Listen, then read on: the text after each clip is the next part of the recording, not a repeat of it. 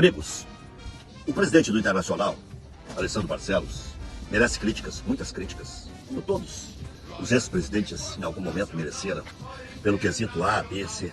Agora, uma das coisas que não se pode criticar do Alessandro Barcelos é a capacidade de vender bem e valorizar os ativos do Internacional.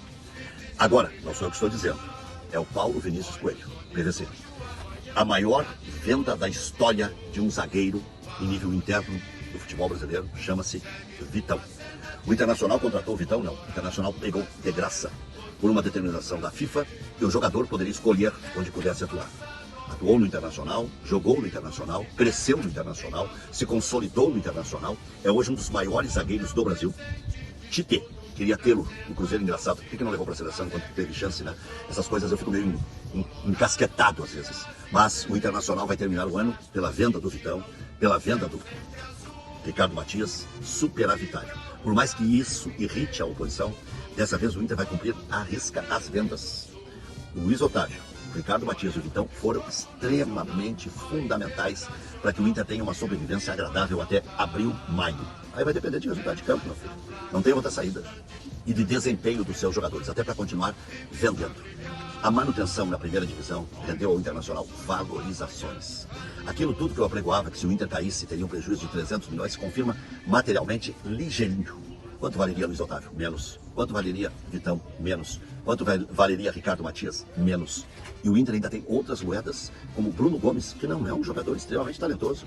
É um jogador que foi bem na lateral, foi bem na meia cancha, mas convenhamos, nada que um Benjamin, um Iago Noal ou outro jogador da base não possa suprir. E ainda que se diga maledicências, que se pragueje, Ronaldo e Richard, por piores que sejam, vão começar jogando o Campeonato Gaúcho. E vá que surpreendam. Lembram do que se dizia do Rômulo, que não valia um vintém, e o Inter vendeu de novo o bom vendedor, o presidente Alessandro, por 6 milhões de euros. Não sou de passar pano. Pelo contrário, já critiquei, já fiz campanha até pela não aprovação da debênture, quando comprometia a possibilidade de perder o gigante da Beira-Rio por alienação fiduciária. Mas quando tem que elogiar, quando tem que reconhecer, eu reconheço. Ah, mas vai começar o ano com o Campeonato Brasileiro e o Inter não contratou. Que bom que não contratou. Contratar é não contratar. O Inter não sei se vai contratar o Dória, porque o Inter já tem jogadores de perna esquerda. Juninho é um, Vitor Gabriel é outro que o Internacional já confirmou, e acho que o Dória seria quase que excesso do contingente. A informação que eu tenho lá de dentro é que ou ele aceita as bases que o Inter está oferecendo, ou ele não vem. Como eu estou um pouco alienado nessa história aí, porque não fico ligando para dirigente toda hora, e acompanho tudo meio por cima, de vez em quando eu ligo para A, B ou C, para me certificar, para gravar um conteúdo desses comentários e não no achismo. Não sei se mudou alguma coisa na situação do Dória. Eu sei que o Vitão foi a maior venda da história de um zagueiro dentro do futebol brasileiro. Sobre Bruno Henrique, uma que não é 700 que ele ganha por mês, é 600. É um absurdo? É. E outra, quando ele veio como um grande jogador. Se cumprisse X, o número X de jogos, teria contrato antecipado, a renovação. E olha, depois que eu ouvi meu amigo Fábio Floriani, ex-integrante, competentíssimo do Conselho de Administração do Grêmio, dizendo que os jogadores partem de uma pedida de 1 milhão, seja ele médio, ou bom, ou excelente jogador, Bruno Henrique, se tiver uma boa pré-temporada, ainda pode ajudar o Internacional. E a respeito de Ramon, ele vai para o Vitória, por empréstimo. E o Vitória, que já pagou 100% do salário do jogador do Internacional, ao contrário do que alguns disseram, mal informados, ou até mal intencionados, ele vai por empréstimo, de novo com passe fixado. E aí, como o Vitória vai pagar menos para o Internacional pelo empréstimo do que pela compra, ele pode ter uma compensação financeira para ganhar lá o que de repente ganhava aqui. Mas o Vitória tentou barganhar e o Inter não aceitou. E iria repassá-lo para outro clube. O Internacional não pagou nada de salário pelo Ramon, pelo menos o que me disse a fonte fidedigna. Bezerra, 30 gols em 25, 32 em 24, mas é nas categorias de base, não interessa. Quem paga 1,640 pelo Borré, tem Raikkonen, que foi contratado ao Goiás, ou vai ser contratado ao Goiás, e esse Bezerra para tentar introduzir aos poucos. E ir aguentando essa papagaiada de ter que pagar um caminhão de dinheiro por quem não faz gols. E cá entre nós, né? A história do goleiro Everton, estão oferecendo para todo mundo, oferecendo para o Inter, só que é 1,5 milhão por mês que ele quer.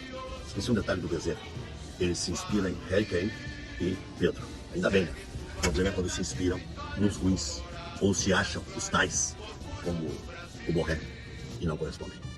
Bom ano, que tudo seja melhor para o Colorado. Amigos, o Grêmio seguiu o exemplo do Internacional e começou a antecipação do pagamento dos sócios. O Inter partiu para o caminho de venda de carteiras vermelhas, ambos buscando receitas extras. Isso tem que ser todos os meses, tem que ser lema. Ou venda de produtos, ou um carro ambulante que vende em todos os municípios, como queria Paulo Calef, sei lá. Não se pode mais viver só do trivial. Diretor de marketing, não sei se o Grêmio manteve, mudou o diretor de marketing, que vivia de um homem que eu não sei, um tal de Mineiro, e nunca fez nada no marketing do Grêmio.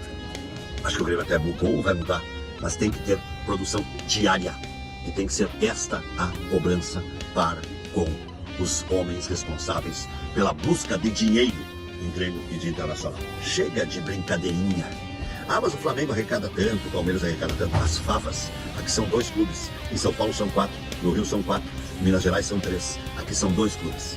Os homens do marketing que tratem de fazer por si, senão, porta da rua, serventia da casa.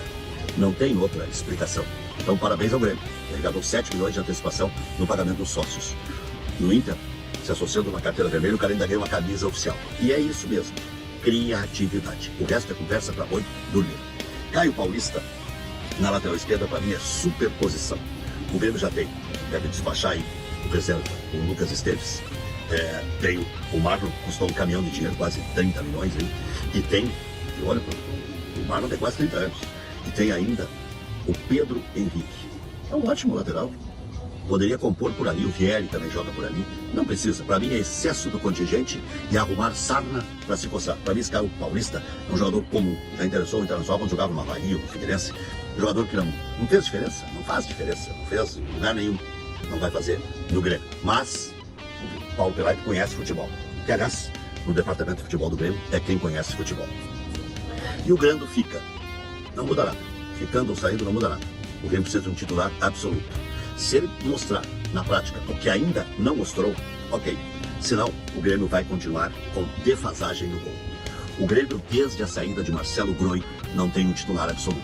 O que é, como diria o apresentador Boris Casoy, uma vergonha.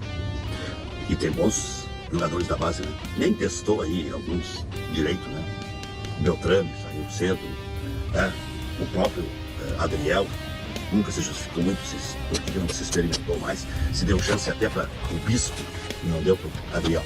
Mas, um ótimo ano para o Grêmio, que já tem time base montado, time base, veterano, mas montado.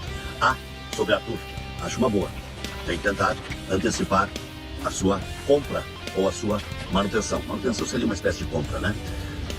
E o Grêmio, mais dispensando do que contratando, ao contrário do que alguns colegas querem, pode chegar nesse equilíbrio financeiro. O resto é ser perdulário e irresponsável. Bom 2026, que seja muito melhor para a nação tricolor, que morreu só com o título da Recopa Gaúcha em 2025. Os colorados se deram mal, ganharam só o gauchão. Mas os gremistas, pior ainda. Agora o sal da rainha, mas aí é de fundamento. Aí é de fundamento.